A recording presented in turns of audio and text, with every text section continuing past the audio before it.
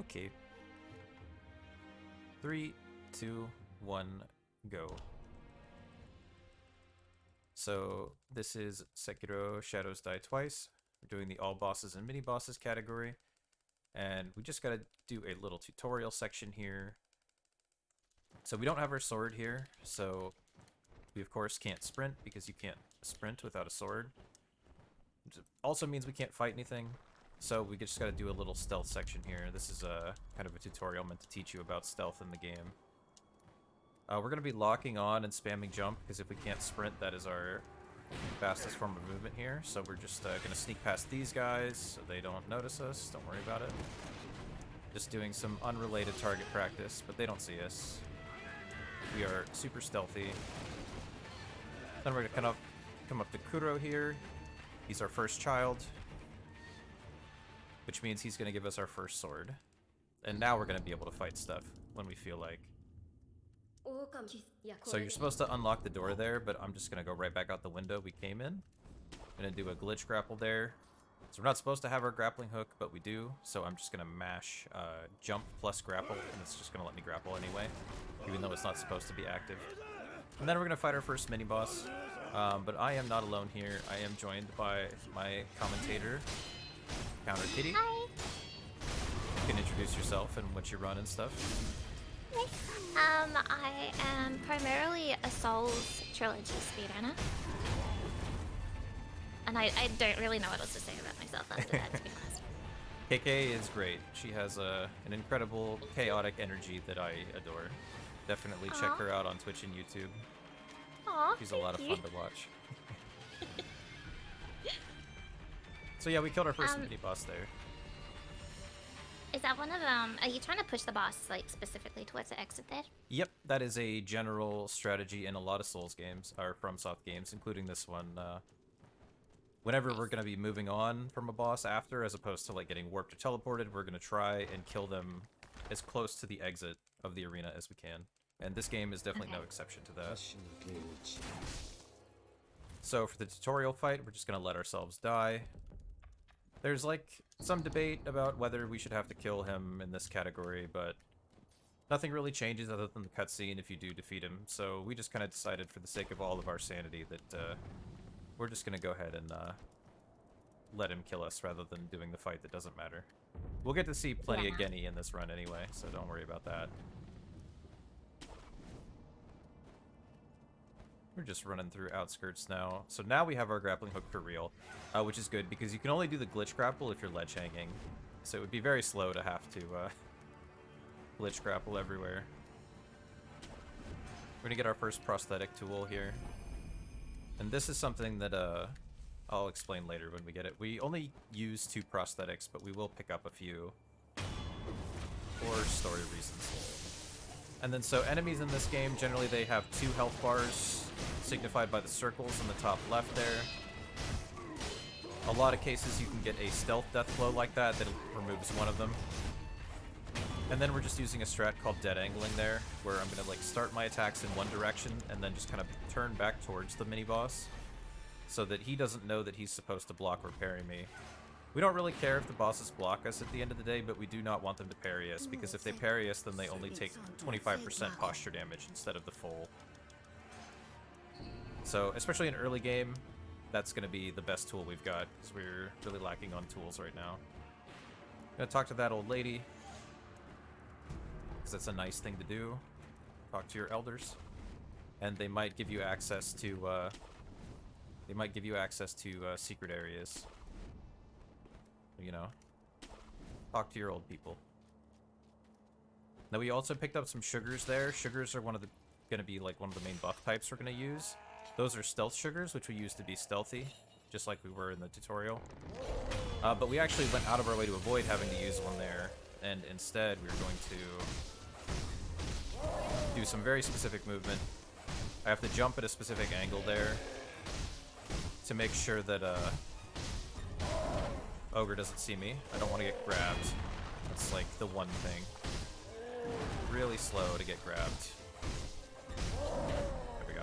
You can actually live one grab on base health, which is good. but still, it's a slow animation, and we actually need a lot of our health in this early game section. So I want that guy to shoot. Hopefully he only shoots once, like that. That's good. That'll cause that guy to run away. We can stealth death blow the boss. There's a gunman up there. He's going to shoot at us, but we're going to try and dead angle him away here. And so now we're pretty much where the gunman can't see us, which is good. And so, like we said before, I'm going to be pushing him towards where I need to go next, which is actually this grapple point up here. Ignore the corpse.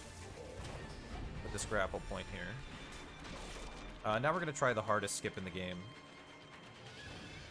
But if we don't get it, it's fine. We lose like 12 seconds. But it's a type of skip that we're going to be doing a lot. So you'll get a chance to see the tech eventually, even if I don't show it here. But this is the hardest version of it. Nice, that might work. Sick, okay, we just barely made it.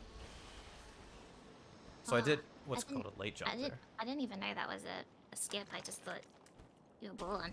Yeah. Well, we are kind of balling. So there's an invisible wall that's supposed to block you from doing that. So that's the hard thing. You need to do a really late jump, as we call it, to get enough distance so that you can drop low enough to get under the invisible wall, but still make it, like, to that point there. Thank you for the good luck, Leah. But yeah, so there's invisible walls kind of all around. There's like a specific type of invisible wall that are meant to stop you from like accidentally walking off edges, so you can't walk through them. And you generally, like, you can jump or sprint through them, but like, in order to get like a late jump like we did there, or like we're about to here, you have to time the jump so that you start the animation right as you go through the wall. That's what makes late jumps hard. This is an easier late jump there, because if we go off to the right there, there's no invisible wall to stop us. So that's an easier version, but they're still kind of tricky. But you see we get kind of a run-on-air thing there. Pick up a sugar there, so this is a damage sugar. I love how the music just kind of stops. And now we need to wait for Gyobu to die, unfortunately. So normally he'll die shortly after we get here, like when we reach right at that point, but unfortunately he's stalling today. Sometimes this happens, and you just lose time, unfortunately. Why hasn't he died yet? So it depends on what attack or movement pattern he does, basically. Even if you do the movement the same, he can, instead of running off the edge, he can, like, run back like that. So now he'll charge off the edge. But if we go too far, he'll deload, and then he'll never die. So, unfortunately, there we go. Very bad luck. That would be a reset in PB attempts, but it's fine. Oh. Not much you can do. We're going to jump so that guy doesn't hear us. That's Stealth 101. Jump a lot. And then Bull takes extra damage if we hit him in the head. Also staggers in 5 hits. The Spearman followed me in here. That's unfortunate, but not a big deal. And then I need to kill him next to this wall here so that I can do what's called an aggro chain. Spearman is making this very annoying, but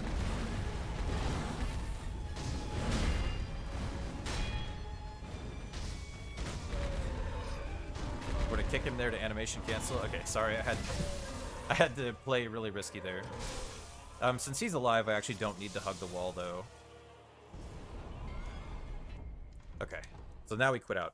So basically, in the other Souls games, one tactic we make use of a lot is that you can quit out, and the game will save your position on the ground, but enemies will be reset to their spawn points.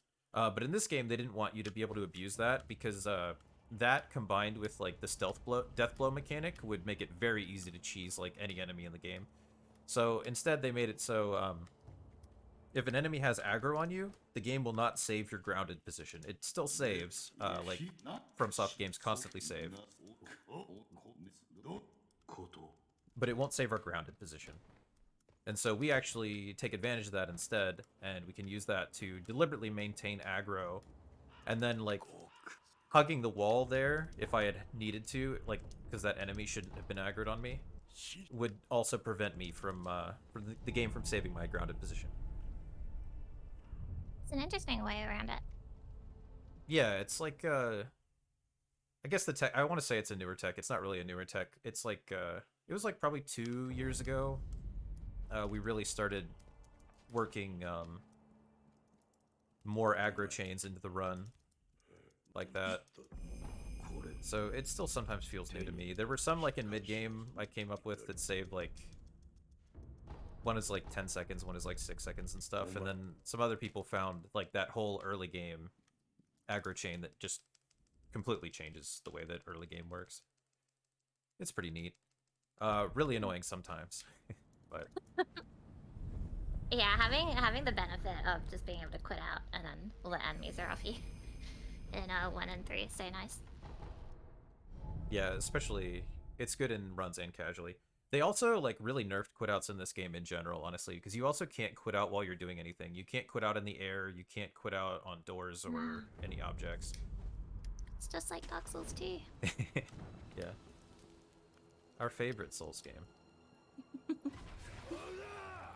But yeah, you can quit out while sprinting, which is nice. But you can't actually quit out during the startup of your sprint animation. It's like really specific. Like That's odd. yeah, you really have to like route your quit outs in this kind of.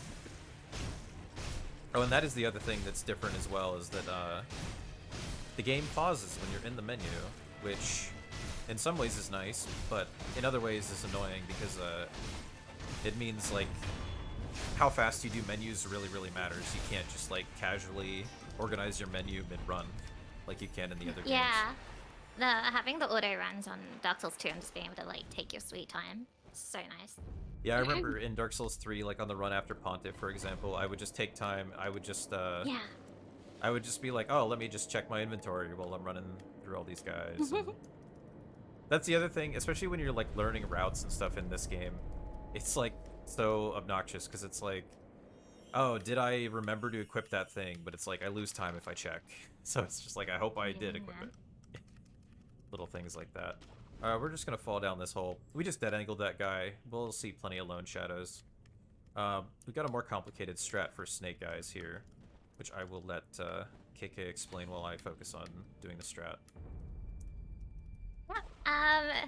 So basically, after Spacey jumps off the head here, you have not. Okay, there we go. He wants to land in a specific spot, which causes the far gunman to go yellow alert while he stabs the boss, which will guarantee that he will de-aggro on his own while he's fighting the boss. We don't know why this works, but it does, so it doesn't matter. Right now he's doing a specific kind of dead angle strat, which will be letting the boss block him once and then turning away so then he hits her a second time, and also obviously trying to push her along the wall, but also so that she doesn't jump back from him. Yeah, that was a really good fight. Okay, yeah, that was quick as fuck. Yeah. Yeah, that could be really annoying. Like, yeah, you have to be really specific with your positioning. I also, so like if you do the 180 dead angling like KK was describing, she will tend not to grab as often, but sometimes she still can. So I also got kind of lucky with grabs there, where she didn't grab. She really cooperated as well. So that was really good. It's like the main gist of the fight is just to prevent her from grabbing, right? Yeah, so there's like a couple reasons. When she grabs, like you can get 2 hits before you have to parry her, so it's like you do decent damage to her, but the stance she goes into when she's doing the grab, she's just naturally recovering posture. So it's not just slower because you can't be 180ing her and you have to like actually stop and parry, but it's just like she just recovers posture while she does it. So even if you punish it optimally, you're wasting time compared to her doing any other attack where she won't be recovering a little bit of posture during it. That's the thing. I wish they had been more... Oh yeah, this is what's his name? Miss Noble here. You're supposed to It's have sad that you don't get to showcase how good of a boss he is in this run. Yeah. Yeah, you're supposed to have to go around to the left to get to him. We could just parkour up that branch there. But yeah, that's a thing, like, in general, so you can health kill or posture kill enemies. Mostly in the run we'll be doing posture kills. There's a few we do health kills. It's usually faster to go for posture. But there are some enemies that will just like, they'll just go into specific stances or do certain attacks where they just will recover posture and you can't actually do anything to stop them. And it's, I don't know, I find it a bit annoying mechanically. I wish they'd committed a bit more in a few cases to like, oh, if you just keep pressuring the boss, you can just posture kill without dealing any health damage. But some fights just don't let you work that way. It was something that actually annoyed me casually about this game, that it didn't feel like there was ever a good reason to go for health. Yeah, there's like a handful of fights. Like this one coming up here, Corrupted Monk. She will like recover posture really fast until she's taken a decent amount of health damage. But most fights don't work that way. There's just like a few. So she recovers posture slower the less health she has? Correct. Below 75, 50. That's actually true for every boss. It just doesn't matter for most of them. Yeah. Oh my god. That's cool. I like that. Yeah, so that's the intentional interplay. It's just, again, it's like they couldn't decide how much of a mechanic they wanted it to be. They really try to teach you it here, but then like most other fights, you can just ignore it. Yeah. 2. So we're ending the arena here in a way that prevents Monk from noticing us. We're being extremely stealthy again. And then we can push her back towards that pillar there, and then do a wall kick off that pillar, and she's just in range for us to get a stealth death blow from above from there. This works because there is another boss later on that uses her same model and everything. And that boss has an intended phase 2 skip that involves doing a stealth death blow on her from above. So this boss is also vulnerable to stealth death blows from above for that reason. And it just so happens, because of the way she aggroes, we can not aggro her just by entering the arena like to the left like that. And then when she's not like fully aggroed on you, like a lot of enemies and stuff, they actually will like hear you and stuff and can aggro based on that, but for whatever reason Monk doesn't. She'll only aggro if you hit her or if you enter like her visual field. So you could be as loud as you want behind her, and you can even like hit her with firecrackers and stuff and she won't notice you or turn around. Because she's just scripted not to. Which is pretty sick. Just gonna go in the guinea hole there, as I call it. I'm gonna do a little air swim. I'll talk more about air swimming later. This is just a quick one. This is like 2 seconds faster than the non-air swim way up here. There's like 50 million ways to get up here relatively quickly, which is cool. Learned a lot of them over the years. I think air swimming is actually one of the less annoying ones. I'm gonna trap him in the corner here. He loves the corner. And then I'm just kind of gonna be counting. So this is one of the few cases where we will be going for a health kill because I'm doing full dead angles here in the corner. So he never will parry me or block me. It works out a little bit faster than fighting him. Especially since we don't have a Yasha to spare. Which I haven't talked about Yasha. But I will in a sec. There we go. Okay, so I'm going to use a Yasha, which is another damage buff sugar, like Akko's. I'm going to use it right at the start. I'm going to turn around, which will cause him to miss me. Lol, nerd. Then hopefully he lightnings like that. That's good. And then ideally he lightnings one more time. Oh, perfect. Beautiful. Beautiful RNG. Just kill there. Sick. But yeah, so Yasha there, you can see on the bottom left, my health bar is cut in half. Yasha gives you a 25% damage boost to health and posture damage at the cost of half of your maximum HP, and it lasts for 30 seconds. And now we just dash around here. Yeah, so I marked it on the sheet. This is like a good time for random whatever as well. I wanted to ask about the dead angle that you're doing there, because for most of the hits you were just directly like walking into the wall, weren't you? Yeah, you have to line up your camera a certain way. It's harder than it looks. The Genny dead angle. Some of the corner cheeses are like super free. The Genny one actually like getting him into the corner is very consistent, but actually doing the dead angle, there's a couple ways to do it, but it's actually kind of difficult. Mm. Yeah, so you have a 5-hit combo in this game. So I do 4 hits just kind of angled the same direction, and I'll just barely clip him with the end of the hit. But then your 5th hit won't hit him unless you turn. So you have to turn to hit him with every 5th hit in such a way that you clip him with it, but he doesn't block or parry you, and also, like, you know, you actually hit him. So that's really the hardest part about this version of the cheese. There's other ways you can do it, like you can just face into the corner and then do like alternate block R1, which is a little bit slower, obviously. It's probably easier than this, but like not by as much as you'd think, actually. The block R1 strat also takes a little practice to get the rhythm down, to actually get the block R1 out of the block and everything, but yeah, it's... Yeah, dead angling. The way you've described it, it's sounds sick as hell. But it also sounds like it's annoying to pull off. Yeah, yeah, I think the Genny one is less annoying than some of the like freeform dead angles you have to do. But it's like a very specific kind of stick motion you just get used to over time. But yeah, it's pretty difficult. That, again, feels like a newer strat to me, but newer to me at this point means like within the last couple years. And that's like another one that's like we've been implementing more and more places as we like get better at it. Oh, but so now I can talk about actual air swimming here. So yeah, so we got the ability to swim from Corrupted Monk, which is part of the reason we go down there immediately. There's like a million reasons for routing. It works really well to go down there immediately. But the way swimming's coded in this game, it's not volumes of water that you're swimming in.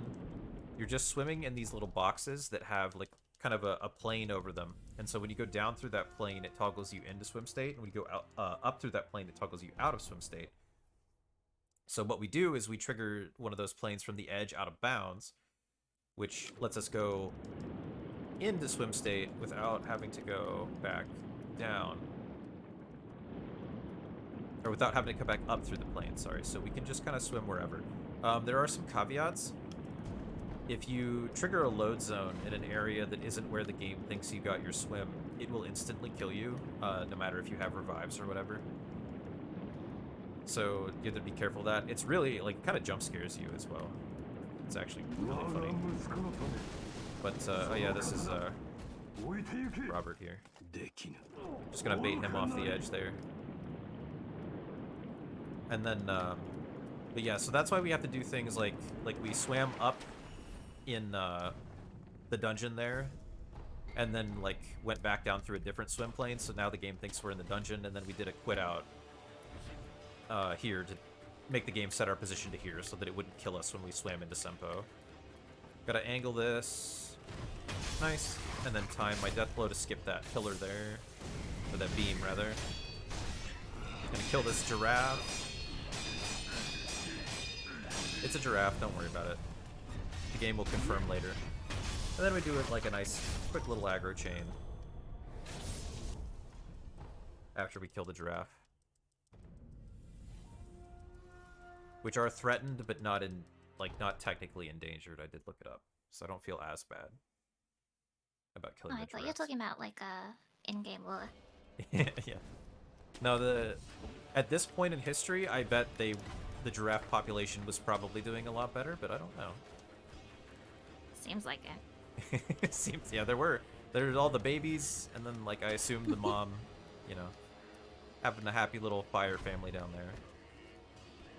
But now we're coming up. Yeah, I destroyed it a little bit. So now we're coming up to monkeys. This strat is really difficult.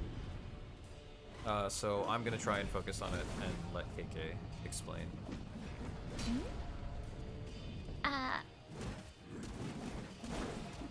Okay. Sorry. That's okay. That's what practice is for. Okay, so what Spacey's gonna do right here at the beginning is kill the white monkey, as the white monkey always spawns directly behind you. And then he's gonna run at a specific angle, jump at a specific board, do 2 R1s and buffer a grapple out of that to get specific positioning. Then time the second grapple right as the orange monkey starts moving. And that all went well. I got the bump, if but I missed the stun on the orange monkey, so he got away. But the hard part went well. Oh. Oh well. So you got the green monkey. Yes. Okay. Wait. So this is like one of the scenarios below where I messed up, so I have to reset them. Yeah, because I can use the bell item that you get to reset, and then I just go kill the last monkey as cleanup, basically. Okay. So you got the green monkey, and then you go kill the purple monkey in that room, right? Yep. Yeah. So the green and orange, I have to do like once I get the bump, which I got there, which is normally the hardest part. You have to land like 2 R1s on them to stagger them both, and then you have to do dashing R1s to hit both of them at the same time. Because out of your dash, you get a like really broad swing, and if you fail to keep them both stun locked, at least one of them will run away, like that. And it's fine. I can clean it up. It would kind of kill like a PB attempt, which is why that strat's really hard. But for a marathon, it's fine and it's cool, so I'll go for it.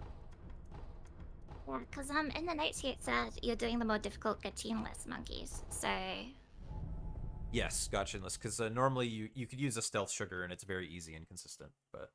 I see. We save sugars around here. And is the purple monkey pretty consistent? Because I know he's always in that one room. Or you can only kill him in that one room? His timing is like... a little bit...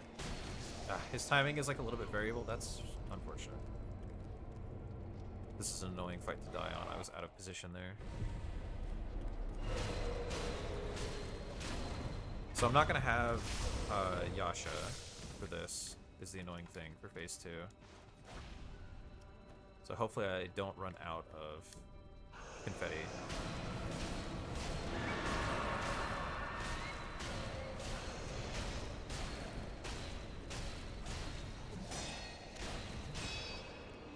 Okay, cool. Yeah, that's sketchy. Yeah, so you can shuriken the purple monkey even when he's not in the room, but he doesn't take damage from the shurikens or stagger unless he's in like that room or the other like dark room. It's very weird. You can like sneak up on him and kill him when he's not there, which is what you would do with the gotchin. But to kill him with like normal attacks, you pretty much have to chase him into one of those rooms, because he just won't take shuriken damage otherwise. But yeah, so the timing at which he runs is different. So if he runs faster, which you would ideally want him to, then you have to do like a grapple. But if you notice he's going slow, then you just like kind of follow behind him, because if you do the fast grapple when he's going slow, you'll get to him too fast. And he will go the other way on you. Okay, so what's the green monkey's thing then? The green monkey hears really well. You're supposed to chase him. You're supposed to chase him to the bell there, and then you ring the giant bell and he staggers. But it takes so fucking long. And if you like ring the bell like as he's landing in that spot, he won't actually stagger. You have to like. It's really stupid. You have to like just like watch him land there, make sure he's good and ready, and then like ring the bell to stagger him. It's stupid. I hate it. That's weird. Yeah. But that's supposed to be the answer to the puzzle. The easiest way casually through the puzzle, quote unquote, is just to gotcha and stab them all. Which is actually pretty easy. But we can also do the very difficult double bump instead. Yeah, and then, so that's the end of early game. We just got like a big ass run to go now. So we go to Gunfort, and I need to remember to do backup stuff. Oh, yeah. More monkeys. Yay. Tons of So many monkeys in this game. Exactly, yeah. We're gonna see so many more. Just you wait. Oh. I remember. We're gonna try not to get shot by this guy. We just gotta hug the left. There's like one very quick shot pattern where you really have to be like on top of hugging the left, where he'll be annoying otherwise, but mostly it's fine. There's a lizard. Hi, lizard. Goodbye, lizard. Oops, that's fine. Terrible movement. It's fine. Okay, so we stealth sugar here. So the reason Gunfort's so dangerous is that you see we have on the left above our health bar, we have 2 revives. If we get shot and die and then fall into the abyss here, it doesn't matter how many revives we have. We will be full dead, and that's like in an actual run, it's like a 2+ minute run back. It's awful. Yes. So here I have a stealth sugar. I'm also gonna buffer crouch right out of that grapple, which is gonna make her not see me. And then she'll turn around when she hears the gunman. And then I'm gonna do double mortal draws here, jump. And I'm just spacing in such a way like that where I can make sure she can't hit me with anything she could possibly do out of my mortal draw there. So you saw the first time she did the grab, that's too slow for her to hit me anyway.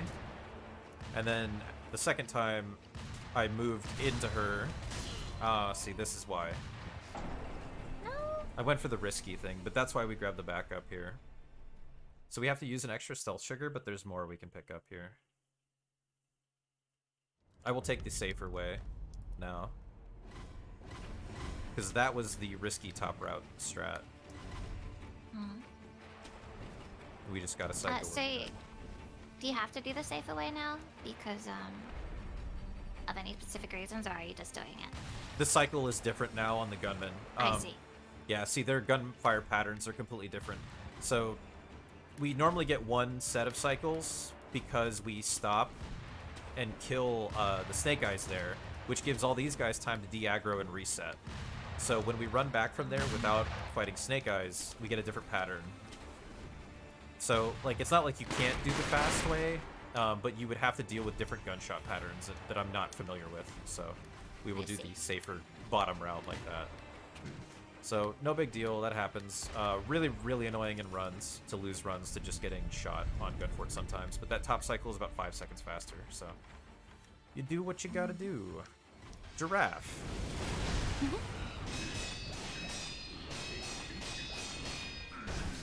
Bam.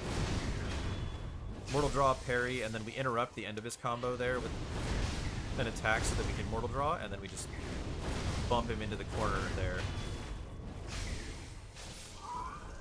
You may not have noticed, but his health bars said it was long arm centipede giraffe. But that's why they are the giraffes. When you say bump, do you mean like you're like pushing the enemies? Yeah, so there's like, this is another thing that's been like more and more something we've been incorporating. But certain enemies, when they're in certain animations, and when you're in a certain animation, you can like kind of push yourself into them in midair, which will actually interrupt them and cause them to do like a specific stagger animation. And, I see. yeah, and how easy or difficult it is, there will be more instances of it, so I'll point it out next time we do it, but yeah, you can basically just get free turns, because your mortal draw animation is one of the animations that makes you like solid enough that you can bump into guys. So Giraffe there is really, really easy to bump from behind, so that's why in phase 2 we just get him aimed at the wall and we just jump into his ass over and over, and he just can't do anything. That's cool. Yeah, it's pretty sick. We're coming up to Ape now. Ape is pretty difficult, especially with Akos here. But there's like backups I can do. So ideally here we just do 1, 2, medium damage, 3, jump, jump. Okay, that's mediocre. He could have died on that second to last swing if I did everything like perfectly. It's really, really hard to do. But that's not a big deal. We lost like a little bit. Well, that's Ape phase 1. I'm just gonna position myself here. So the reason it's bad that I had to use an extra mortal draw is I actually have to heal in my menu, and then Tonto here to get more health. I'll explain Tonto in a little bit. So Yasha.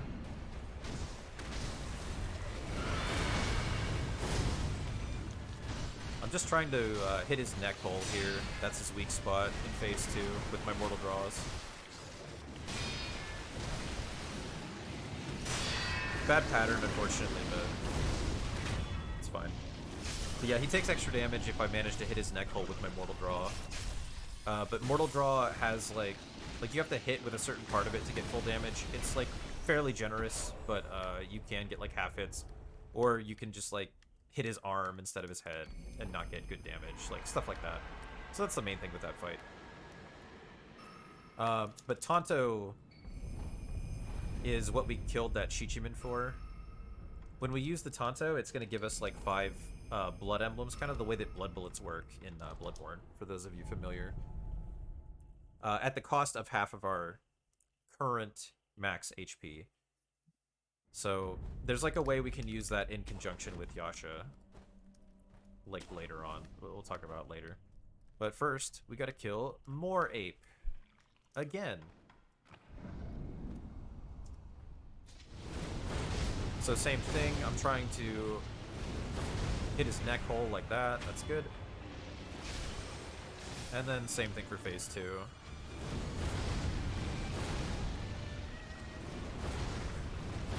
Convenient that he's already got his head off. That's true, yeah. Yeah, he didn't manage to reattach it. There's the other second ape, by the way. Yeah, so I got really bad damage on the, I got really bad damage on, like, what should have been the last hit there. Basically. That was, like, sour spot, and I didn't hit his, neck hole. So I had to do extra mortal draws there, but it's still fine. And then, yeah, the other monkey actually just pieces out, or ape. It's not technically a monkey. The other ape just pieces out conveniently when you kill the big one. Yeah, so that's double ape. Pretty easy with Yasha to, like, brute force your way through, even with this damage that we have. We're going to do another aggro chain here. We're going to jump over this guy, because again, well, I was going to say, you can't get spotted while you're jumping. You made me a liar. So actually what it is that you don't make sound when you're jumping. They can still, like, look at you, but your jump is silent compared to running by them. So if you run by them, they'll hear you, but if you jump over them, they won't hear you anymore. As long as you don't jump directly into their field of vision like that. But we all make mistakes. Green monkey behavior. Yep. So this is 7 spear here. We're gonna be doing another bump strat here, so you'll hopefully be able to see it.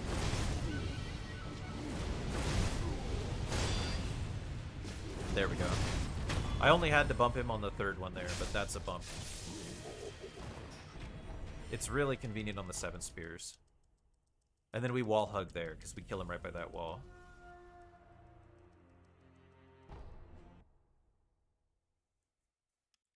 And so out of this load here, I'm going to hold forward and my Tonto button. Okay, I didn't quite get it. It's fine.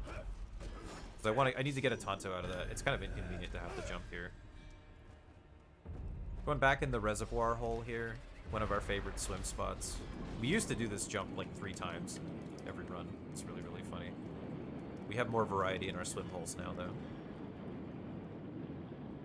Now we're coming up to Owl, though. Did I ask you to explain Owl? I don't think I did. No, you gave me a bunch of, like, info, but... Yes. I mean, from what I can gather, it's just all, like, you're just reacting to what he's doing, right? Yeah, yeah. This isn't a script. We used to do a corner cheese here, but no longer. Basically, I can kind of jump to the right like that. And mostly avoid what he's doing. I didn't quite go right enough there. Dying is really bad here. I was too far from him there to get it. Wow, and I had to do an extra thing. Okay. Well, hopefully I can get a Tonto off before my Yasha runs out. We'll have to do this the slow way.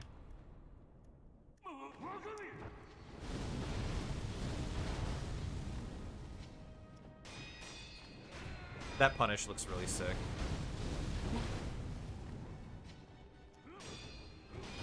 Whoops, that's fine.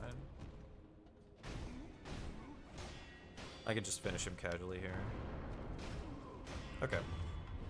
So definitely not good, but it's fine. If you mess up in phase 1, it's just like you just can't get a good fight anymore, unfortunately, because your Yasha runs out. Like, it just barely lasts long enough.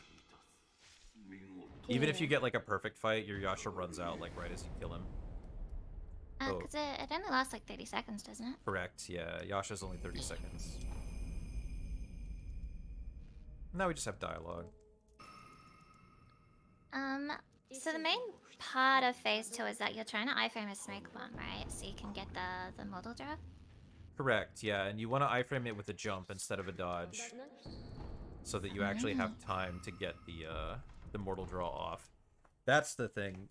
So it's actually going to be relevant too. That's another like newer thing that's been getting implemented more and more, is making use of I guess we say jump iframes. I don't think it actually works. It doesn't seem to actually work like iframes. So for the jumps, Is it just getting out of the hitbox? no, it's like you become intangible at the start of your jump squat, basically, which is different than iframes. That's the thing. So like sweeps, you can't actually avoid sweep attacks with normal iframes, right? That's like the whole thing. You can't dodge through them. So to make the jumping over them more forgiving, so that even if you jump really late, you still actually manage to avoid it, they made it so that like at the very, very start of your jump squat there, that short little animation, you're completely intangible. Like, I'm pretty sure it's your whole body as well. Can you explain what intangible means, like, in this context? Yeah, so it means anything will pass through you. It's different than, like, iframes where you can't take damage, but, like, things can still touch you. Oh. Yeah, which is important, right? Yeah, so... like, basically, like, the way that jumps work in Elden Ring is that they make your bottom half intangible, like, for the entirety of the jump. In this game, they don't work like that. Yeah, in this game, they don't work like that. Instead, it's like the specific sweep attacks that you're meant to dodge with a jump have like really, really low hitboxes. And then you get like a tiny bit of intangibility on the very, very startup of your jump. So that even if you jump really late, it still works. And then you're completely protected for the entirety of your actual jump because the hitbox is just really low. So yeah, we can avoid things even that aren't sweep attacks with that initial intangibility, which is very cool. Yeah, so this is the boss. This is the other version of Monk. We just did an intended phase 2 skip, and that also lets us do an unintended phase 1 skip, which is actually really hard. We're going to Akos here, get one mortal draw, parry, 2, 3, jump like that. Again, jump iframe. There we go.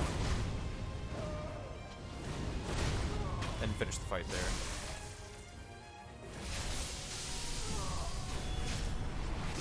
So sick to watch. Yeah, it's a cool strat. It's a cool fight. I like this fight a lot casually too. Just do a little menuing real quick. This jump drives me insane. It's not that hard, but it drives me insane. There we go. Okay. That grapple is weird. Like, you have to aim your camera a certain way to get that grapple. It drives me insane. Anyway. So we gotta go through the water here. You're supposed to have to take this little side path to the left to get by the footballer here. But, we're just gonna path a certain way so that his lightning won't hit us. You have to wait, like... Did you say footballer? I did. Despite being American, yeah. Yeah. Oh, you guys have American football. Yeah, I meant the rest of the world one, though. And we're just gonna swim by the fish here. He's gonna try to attack us. The fish is a lot like the snake. He can only hit certain specific spots, so we just you can just swim to where he just won't hit you. He just doesn't have an attack that goes there. And he'll bash his poor little head. I think he'll recover, though. He'll be alright. Oh. Don't Okay, wanna. so coming up here we have the shoot team and skip, right? Yep. Would you want me to start explaining it now? Yeah, you can. Okay, so basically every enemy and mini-boss has a range at which they deload and a range at which they de-aggro, and when they de-aggro, they recover all their health. the Shichi Men enemies specifically have such a large aggro range that you can actually deload them without causing them to recover their health, and that's what we're gonna start trying to abuse here.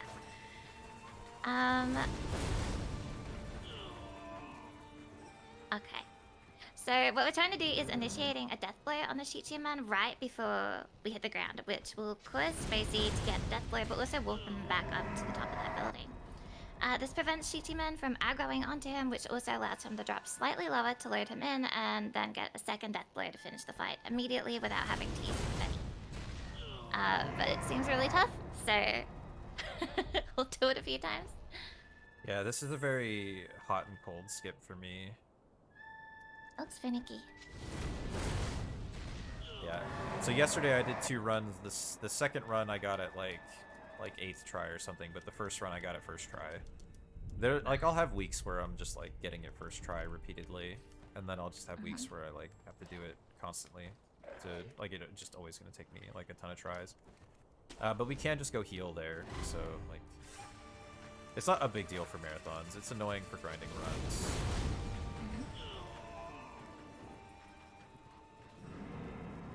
But then, like, once we get the first one, there's, like, other stuff that can happen, too. That's too close.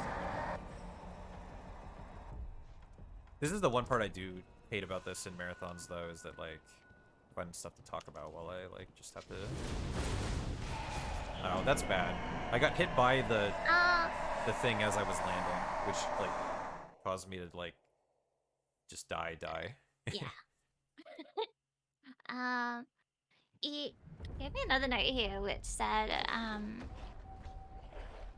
that you'll have to splat so that you get him to aggro properly. Depending, yeah. If I get it first try, like after reloading him, should probably be like way too close. Yeah, yeah. It doesn't matter if I get him like second, third, or fourth try on each like between each rest, basically.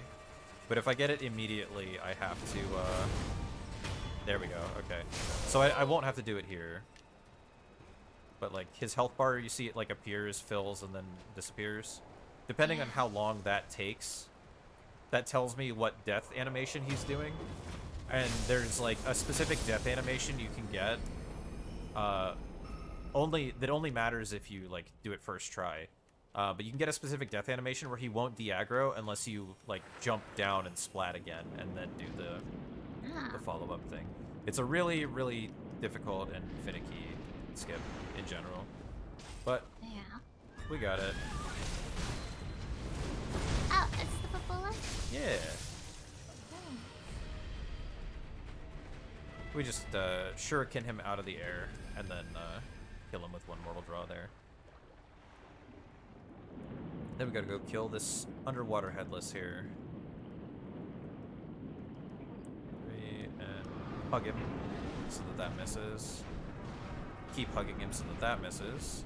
And then I want to drift to the left a little bit so that I can go up to avoid that. And then start hitting him as he finishes it. Like so. And that's going to give us our first spirit fall. Oh, headless ass.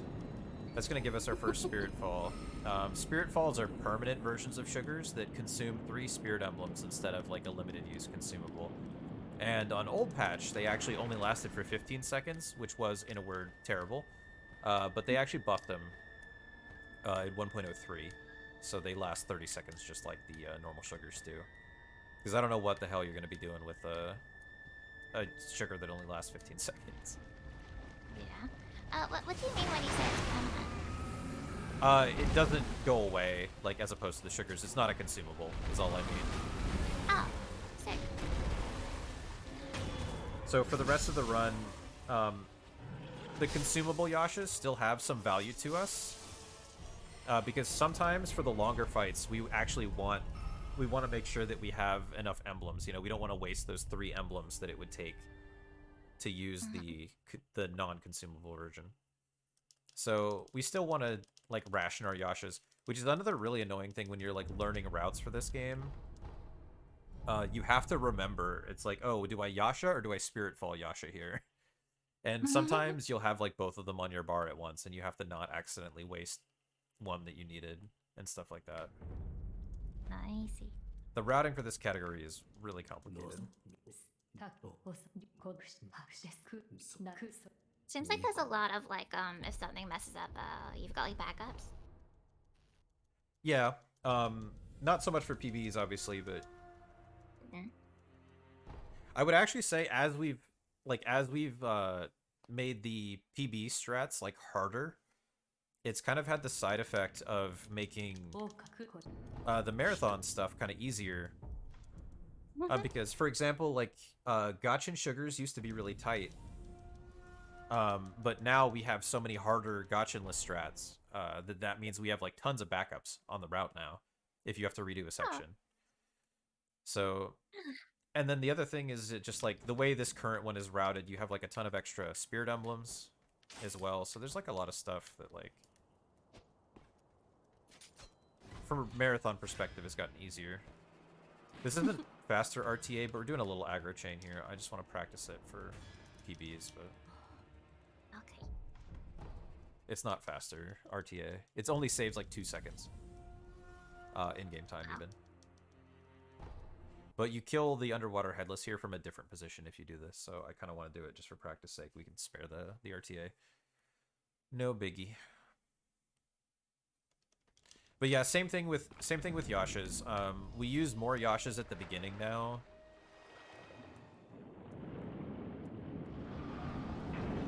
Oh, I had no idea those headless yet. Yep. There's also those are all 500 sen purses around him as well, so there's like a fuck ton of money over here. And then there's an extra Yasha over there that you can also pick up here if you need it.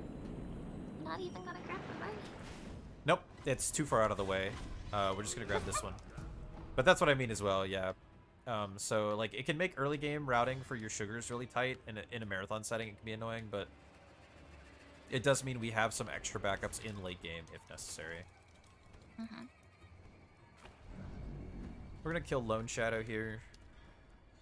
So I'm gonna go over the roof there to avoid aggroing his dogs. Because we don't want to kill the dogs. We don't have to. And then I'm just going to, like...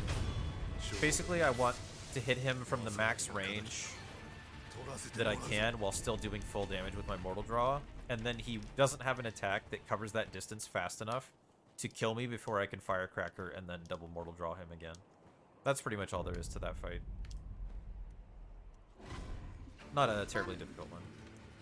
So the next major boss is the dragon, right? Yeah, we got one more headless, and then we'll be heading to dragon. Why have we done this like little detour? Like, why is it quicker? So that guy that we just killed, the Lone Shadow, he will despawn when we kill dragon. So that is why. Oh. Otherwise, yes, we would rather just come do this in late game when we're stronger. Yeah.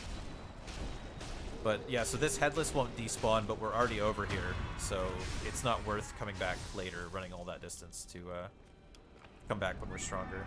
Which is why this is the longest headless fight in the game, unfortunately. Oh, yay. But yeah, so there's like a couple places where both when you trigger Owl to show up and when you kill the dragon, there are certain mini-bosses that become inaccessible. And so, for the most part, since killing bosses is what gives you memories, which increase your damage, you would rather go, like, blitz down bosses and then clean up mini-bosses later. But there are specific points in the run that you'll hit where it's like, okay, now I have to go do this detour for these mini-bosses. Or I'm, like, I can't actually finish the run. I see. Yeah, so that's how it's What constitutes the difference between a boss and a mini-boss? Is it just, like, vibes-based?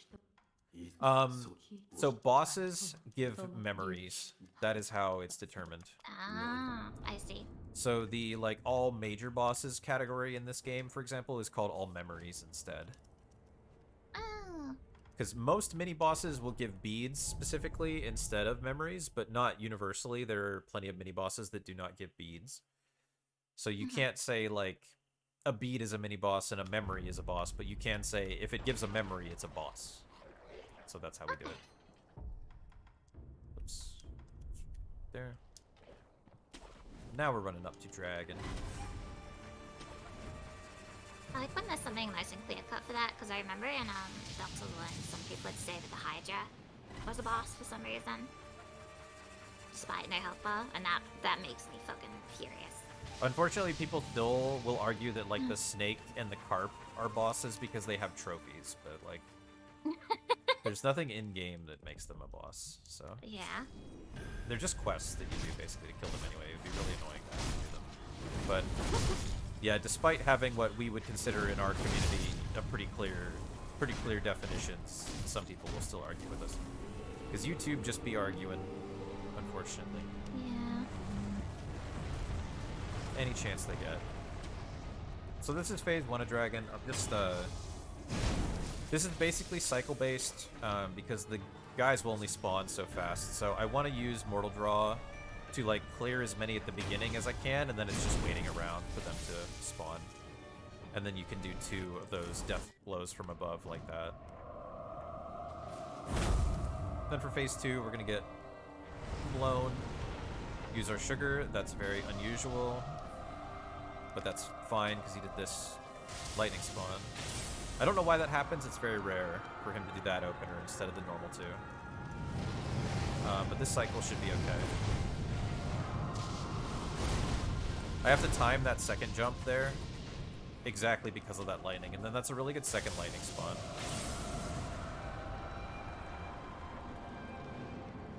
That's Nice. cool. I didn't know you could do damage to him when you went in the air from the lightning stuff.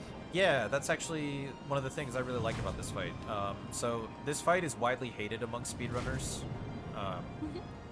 because it is objectively like RNG point. Both the opener that he does and which lightning branches the lightning spawns on matter for time, and that is random. It's an equal 20% on every branch. And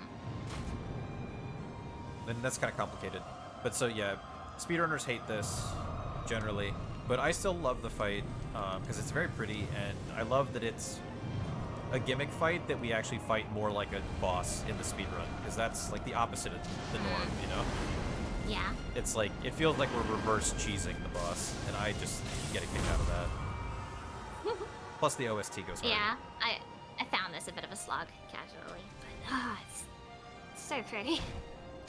Yeah, I feel that when I do like challenge runs with like Demon Bell and No Charm, because it takes so many lightnings. Then even if you do attack him in between, it takes so many lightnings. Like you barely skip a cycle. So yeah, this with low damage, this fight is like it outstays its welcome a bit, I think. But the speed cycle is actually really cool, despite you sometimes losing time for no reason. Such is the way. So that's the end of mid game. We are into late game now. You can fairly comfortably break this game up into 25-ish minute chunks, obviously depending on how good you are. But I see. I think it's interesting that you have specific spots where you're like, okay, this is mid game, late game. Is that because of I know the world kind of reacts a bit to like what point you're at.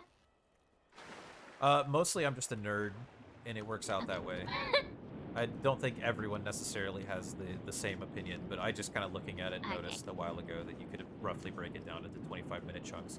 The dragon one makes a lot of sense, but the other 25-minute chunk that would mark the end of early game is actually right before the run to Gunfort. And so that one doesn't really mark a big change in the world, unfortunately. As far as the game's concerned, like, it would be when you trigger the owl invasion after you kill Ape, but, like, that's a decent bit farther. So we're in Harada now. This is the bonus area that we got access to by talking to the old lady at the beginning. And we are over-leveled. Super over-leveled. This is, like, the only part of the run where we're significantly over-leveled, because it's hard to do that in this game. But yeah, I just demolished that guy. Like, we do so much damage, it's not even worth getting the stealth death blow there to start the fight, because the stealth death blow gives you a slower death animation than just hitting him.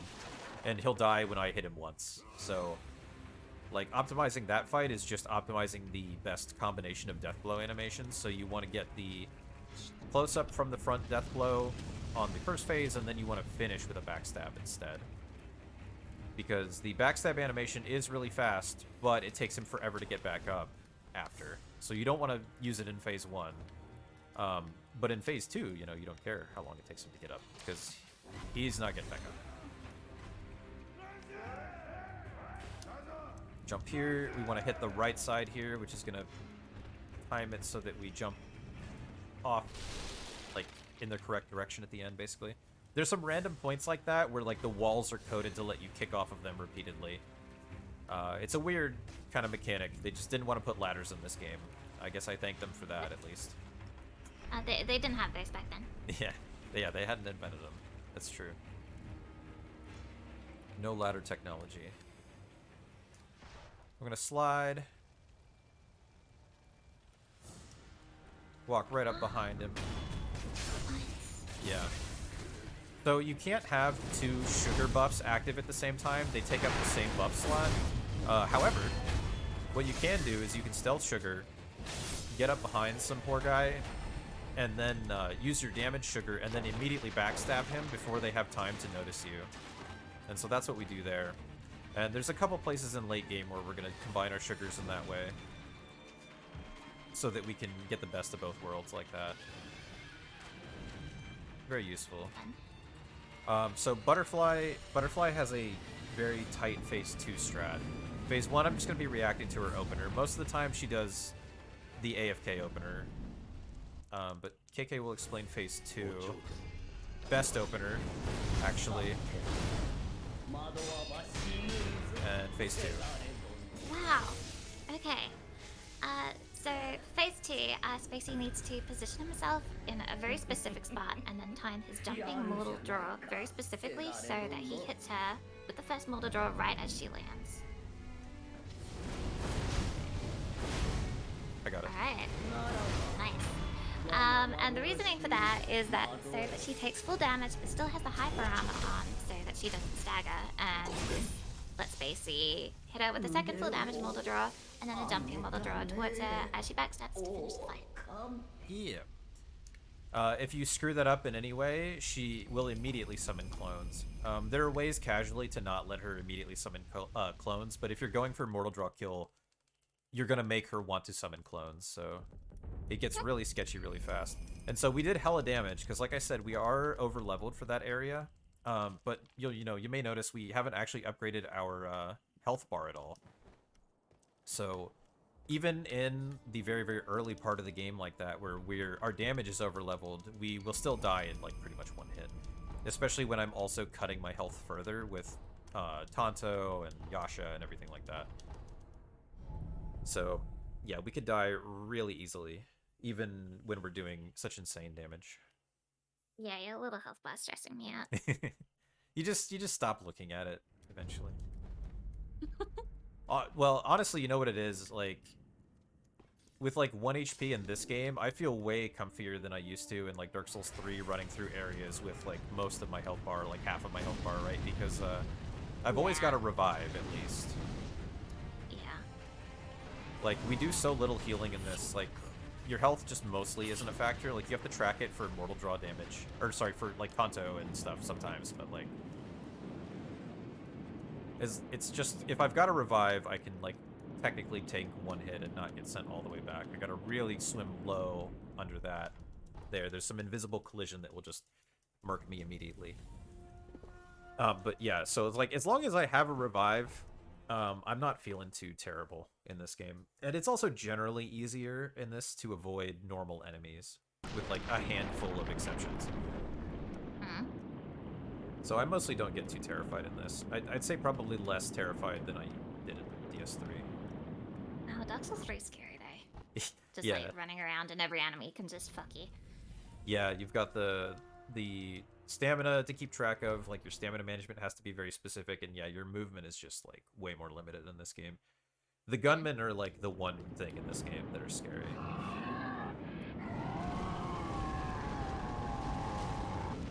Bot on me. But yeah, so we're doing Demon of Hatred here. This is the new way to cheese him. It's way better than the old way, which was very RNG. So by hitting that trigger there, we actually despawn his arena. For some reason, Demon of Hatred, when you despawn his arena, can just run on the floor. which there's no collision down there. I don't know why.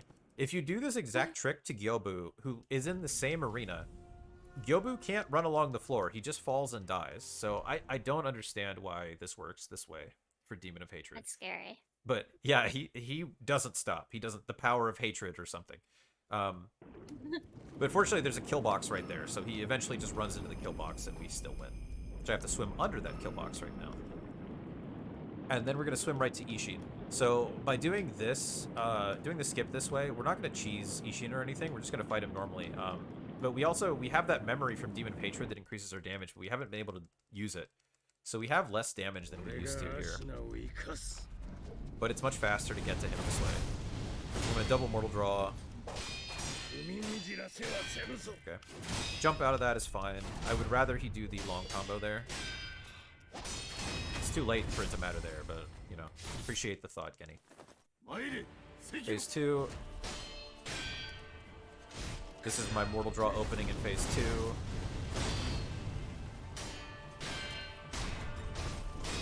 I don't want to finish it that phase with Makiri there because the death animation is actually too fast there for me to be able to buff, so that's why I parried that thrust instead.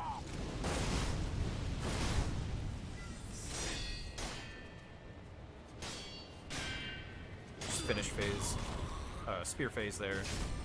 And the last phase, I want him to lightning immediately.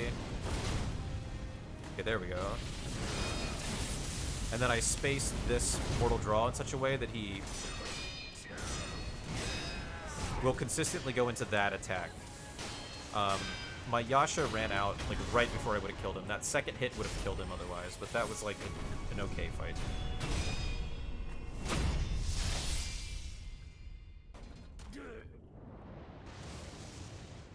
I'm glad that you have to fight him like almost normally in this, you know, because it's just such a cool boss to showcase.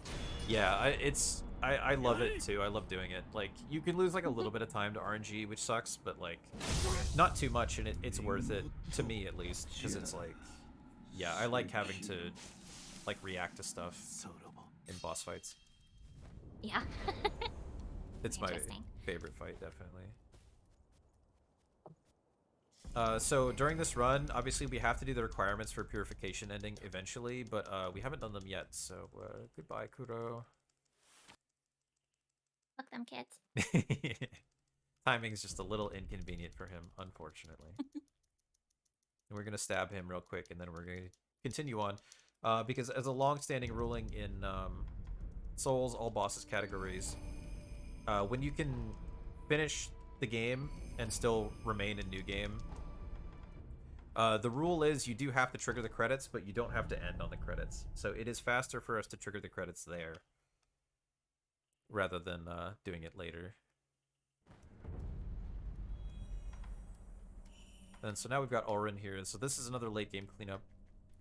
Auron takes forever if you don't have insane damage, because she loves to be intangible. I want her to jump back. There we go. I really struggle with this casual. Yeah, you really just kind of have to learn her attacks and parry everything, and oh, whoops. That's fine. I didn't quite do that end optimally, but it's fine. But yeah, casually, you just kind of have to let her attack you and parry it. There's not really a better way. Like, you can get some damage on her, but it barely matters the way that she works. You just have to, like, parry her over and over, and eventually she'll die. And sometimes, depending on the attacks she does, she'll, like, take forever between attacks. Moderately annoying in, like, challenge run kind of stuff, too. Because if you have low damage, she just takes a while, but she doesn't have too many attacks, like, to learn once you do learn them. It's not like the hardest fight in a challenge run, but it's annoying. Another Lone Shadow. Oh, whoops. How do I back this up?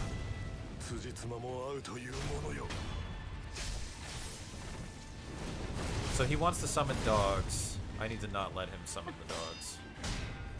Even though I love the dogs. I would like to pet them, but we don't have time. We don't have time for petting dogs, so...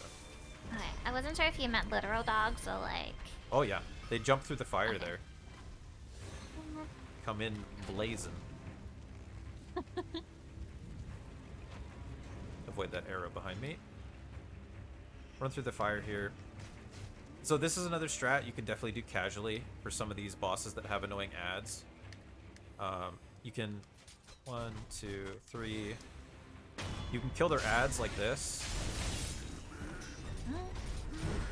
and then you can quit out. And so when I load back in, the ads will still be dead, but the boss will be de-aggroed.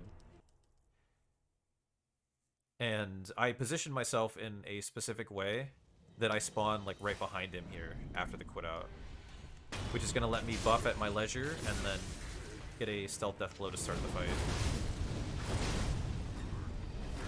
And then when he does that pattern, that's good RNG because I can just dodge and mortal draw without having to Tonto, or sorry, without having to Firecracker, which causes me to have to Tonto to have enough emblems for the next fight. So that's good RNG. But it's not a big deal in this case. We're coming up to Owl Father. This is our last full boss here. He won't actually aggro on me until I hit him or triggers dialogue, so I can get free damage to start the fight. Wait, is this fight that different from the other AL? Yes. The way it plays I know out how in the you're speedrun. approaching it different. Yes. Yeah, his behavior is different. Oh! I've actually never seen this before. Yeah, because he has his sweeps that he does. That dramatically alters. Like I said, the way that you do the first fight is that after he does the double hit, you can pretty much always jump to the right. That doesn't work with this owl. That's crazy. Because he, after he does the double, he has a couple other attacks that he'll do instead. So that makes it work very different in the speedrun. What's up with the literal owl? He just has a spirit owl. I don't know. It's magic. Yeah, good for him. Get old, become magic. That's how things work in this world. It sounds nice. Maybe by the time we're older, we'll be able to be magic old people. Just like teleporting around the old folks' home together or something. And so we do a shuriken there to aggro him from range, which makes him do his long range attack. Okay, he's not going to do it this time. That's fine. You might notice I'm using a different combat art here. Oh my god. I didn't know this was the guy, sorry. Oh, that's fine. I totally gave that, my bad. I couldn't remember if I asked you to cover that, but or not, honestly. But Do you just want me to explain that now? yeah, it's fine. Okay, so we're using a different combat art here called Dragon Flash. It does less damage than Mortal Draw, but you do it with your main sword instead of your Mortal Blade. This means that confetti damage buff applies to the attack as long as you hit it with the melee hitbox. This means that Dragon Flash is superior to Mortal Draw when fighting Sheet Team Men and Headless. There's also a Drunkard that we're killing right now. Also with Dragon Flash, which is slower against him than Mortal Draw would be, but the difference isn't big enough to make it worth switching back and forth. He stomped me. It means I didn't position correctly, but he managed to turn around and stomp me after the second one, which means I didn't position correctly and I got unlucky because he's not, like, that's not a super common attack anyway. But if you jump over him and position correctly, he won't actually have time to hit you with that. But so I had to do the fight differently because of that. No big deal. So when it says that it's not worth switching back and forth, do you have to change your combat arts like at the idols? In the menu. So even just Okay. opening the menu and changing it is too slow for one fight because Jesus. we're gonna use it right after. Yeah, because it like literally it's like you save like one hit using Mortal Draw instead of Dragon Flash on that drunkard, which, you know, it's like, you know, they're like high damage attacks, so like the damage difference is like relatively significant, in a vacuum, but it still only saves one hit. So I like the purple fire. It's cool. yeah, confetti is cool. It only increases the damage we do to an enemy's health, not their posture. So that's why we don't use it too much, especially anymore. But you also basically need it to do meaningful damage to the Shichimin and the Headless, so we do use it for them. Now we got door skip. This isn't any kind of sequence break or anything. We're just skipping a door that is very slow to open by doing some very particular parkour, and then screwing it up. Okay. Oh. I should just redo it. Actually, no, I'm gonna redo it. I'm gonna do it because the aggro chain might work weird. There's actually a second door we would have had to open there, so we went that way. Then shouldn't it be doors? Skip? So optimally, if you're not doing door skip, you run that way and you avoid that door. Ah. So the normal way already skips one door. This is like, some people do call this double door skip, to be fair, but not me. Of course, now I'm messing it up. Did it first try. It's just like I'm worried that the aggro chain that we do after might not work if I do the normal way. Ah. Okay, that was terrible. There's a guy there who's like staying aggroed on me. I literally just walked off though. I did all the hard stuff. The collision points that you have to jump on are just really, really small. That's like pretty much it. Whoa. There we go. And I do have to like get started sprinting here. We're going to be doing Gotchinless 7 Spear. I'm not confident that that was going to work if I did the fast way, so I did the slow way there. And then I bumped him there, which makes him do a specific animation after. He has like a recovery animation. That guarantees he won't do anything fast to hit me. And then I can just double Mortal Draw. And as long as I hit both of them there, I can keep them both away from me. And then so now this will teleport me back up to the top of the building, and we can drop down and do another mini-boss here. There's like older routing where you go down through the middle of the castle, but I think this routing's kind of cool. So yeah, we drop down here. We're actually almost done with the run now. I'm just going to try to leave both of these guys down with Mortal Draw. Good. And then just 3 more to kill this ogre.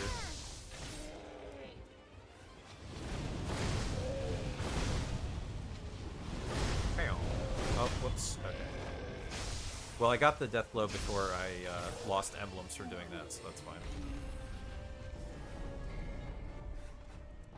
And then this is the final quit out of the run.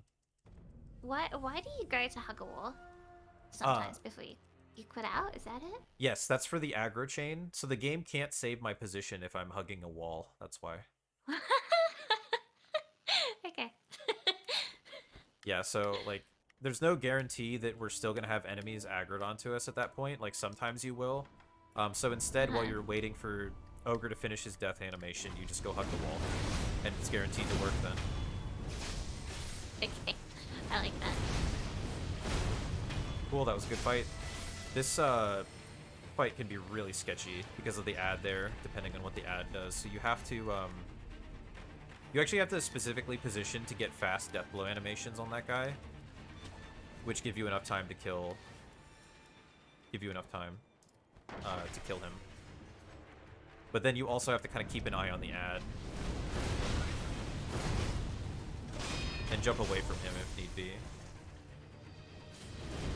This is Ashina Elite. There you go. It took me like 7, I think, Sopa. It was bad, but not like abysmal, so I'll take it. We actually have extra gacha in here because we had to grab some backups earlier, but that's alright. And we gotta kill Shigekichi here. Shigekichi's just a drunkard. But he has armor on his front here. And so you're supposed to pull it off with the spear, but grabbing the spear takes 12 seconds. So instead, we're just gonna hit him in the butt. Yeah, I like your note here for me is worst RNG is if he stands there like a fucking worm. Yeah. So this is scripted, jump, and then jump. And then here's where you can just do nothing. That's fine. However, I hit the wrong buttons, so... Fine. Yeah, that's where... It's after that second mortal draw, he can just not do anything. He can just, like, pace back and forth and stare at you, and it's awful. Especially this close to the end of the run, and it's like, I'm just losing time to Hichi not doing anything. Like, some attacks that he can do are better than others, but as long as he does something, it's like, okay, I know how the fight's going to end now, but when he's just not doing anything, it's like, I don't know what you're going to do. You're recovering posture while I'm waiting for you to do something. I'm losing time. This is terrible. I hate myself. This game is bad, etc. But only one more fight here. I don't think I switched back to Dragon Flash. Ending the round on the best mini-boss. Yeah, the final headless. But at least we have damage, so... He didn't give me good opener there, but that's fine. There's, like, good opener, and then there's everything else. It's not a big deal. And then he didn't do the... He didn't do the grab either. Yeah, so the collision is weird. Yeah. The collision is weird there, unfortunately. I don't know why he didn't do what he normally does. Okay, don't do it to me again. There we go. Okay. He tries to teleport behind you, but sometimes on that slope, he can teleport in front of you instead. And then that is time. Ah, how long was that? An hour 20, almost an hour 21. The estimate is 125. So that's okay. Ah, sick. I had a dream that you did 1 hour 40 last night. Well, that would be awful. That would be really bad. Thank you for the GGs. Yeah, so did you have any questions about anything? And then you are free to go. If you would like to go do groceries. It's okay. My groceries, I ended up doing them yesterday. But I don't think I do have any questions, because whatever ones I do have, I kind of want to save them for the marathon, because I think it's interesting forcing you to explain things. Yeah, I agree. Then that's good then. I'm glad you've got stuff in mind. That's part of the usefulness of practice like this. I'll probably, like, reiterate some questions also, just anytime, if you use, like, a certain phrase, like, what were you fucking saying? Like, translucent? Intangible, yeah. yeah, if you use that, I might be like, what does that mean? That's fine. No, that was fun. Yeah, sorry if I was really awkward at the beginning. And I also apologize because this will surely happen in the marathon with, I think with, like, voice delay, you won't be talking and then I'll start talking and then you'll start talking and it'll just seem like I talked over you, you know? Yeah, just a little bit. That does happen. Yeah. It seemed like, I think we did. I think we managed it pretty well. Yeah. But, yeah, let me just say, cool. yeah, I'm gonna put this on YouTube, so let me just say shout outs to KounterKitty. She's does a lot of stuff on Twitch and YouTube. Great Souls runner, been in the community for a long time, really, really fun to watch. So I will link both her YouTube and her Twitch in the description down below. And yeah, definitely check her out. Yeah, cool. I'm looking forward to the end. Yeah. All right. I'll say see you to the guys in chat. Yeah, See you, Spacey. I'm gonna take a quick break, and then I'll be back and we'll do more practice. So see you guys. Bye.